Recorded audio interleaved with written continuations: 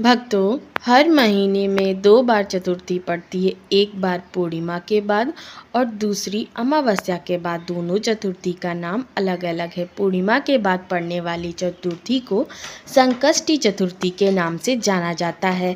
अमावस्या के बाद पड़ने वाली चतुर्थी को विनायक चतुर्थी के नाम से जाना जाता है। पूर्णिमा के बाद आने वाली चतुर्थी का विशेष महत्व है। इसे भारत के अधिकांश भाग में गणेश चतुर्थी के नाम से जाना जाता है। इस दिन समस्त दुखों का निवारण करने वाले संकट मोचन विघ्नहर्ता भगवान गणेश की पूजा का विशेष महत्व है। तो आइए जानते हैं संकष्टी चतुर्थी पूजा का शुभ मुहूर्त, चंद्रोदय का समय, चतुर्थी तिथि कब शुरू कब समाप्त।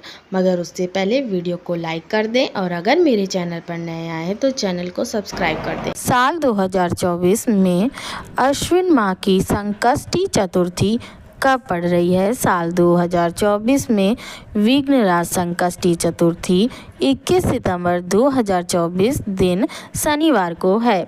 संकष्टी के दिन चंद्रोदय रात्रि 8:29 पे हो। चतुर्थी तिथि के दौरान अर्थात चतुर्थी तिथि की अवधि में कोई चंद्रोदय नहीं है।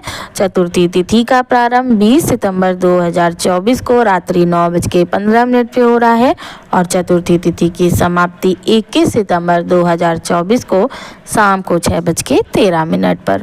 महत्व: संकष्टी चतुर्थी का व्रत सूर्योदय से प्रारंभ होता है और सूर्यास्त के बाद चंद्र दर्शन से समाप्त हो जाता है।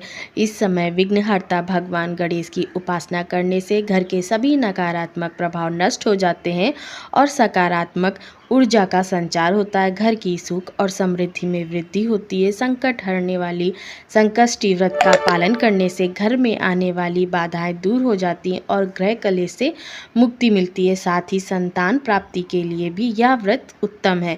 संकष्टी चतुर्थी पूजा की विधि: आज के दिन सुबह उठकर स्नान करने के बाद व्रत का संकल्प लेना चाहिए। गणेश भगवान की पूरी विधि विधान से पूजा अर्चना करें। उन्हें तिल, गुड़, लड्डू, दूर्वा, चंदन, मोदक अर्पित करें। ओम गंग गणपते मंत्र का जाप, गणेश स्तुति, गणेश चालीसा और सकट चौथ व्रत की कथा पढ़नी चाहिए। पूजा खत्म होने के बाद गणेश जी की आरती जरूर पढ़े। रात में चांद निकलने से पहले गणेश भगवान की फिर से पूजा करें। चंद्रोदय के बाद दुग्ध से चंद्रदेव को अर्घ्य देकर पूजन करें और फिर फलाहार ग्रहण करें। संकष्टी चतुर्थी के दिन भगवान गणेश का व्रत करने से व्यक्ति की हर मनोकामना पूरी होती है। संकष्टी चतुर्थी की पौराणिक कथा: एक समय की बात है, शिव और शक्ति नदी के किनारे बैठे हुए थे। कुछ बाद माता पार्वती को चौपड़ खेलने का मन हुआ। उन्होंने शिव जी से कहा तो वो भी तैयार हो गए, लेकिन समस्या यह थी कि वहाँ कोई तीसरा व्यक्ति नहीं था जो हार जीत का निर्णय कर सके। माता पार्वती ने अपनी शक्ति से एक बालक की मूर्ति बनाई और उसमें प्राण प्रतिष्ठा कर दी। फिर उन्होंने कहा कि तुम इस चौपड़ खेल के निर्णायक हो, तुमको हार और जीत का फैसला करना है। यह होने के बाद माता पार्वती और शिव जी ने खेल प्रारंभ किया। कई बार चौपड़ का खेल हुआ जिसमें माता पार्वती ने भगवान शिव को हरा दिया।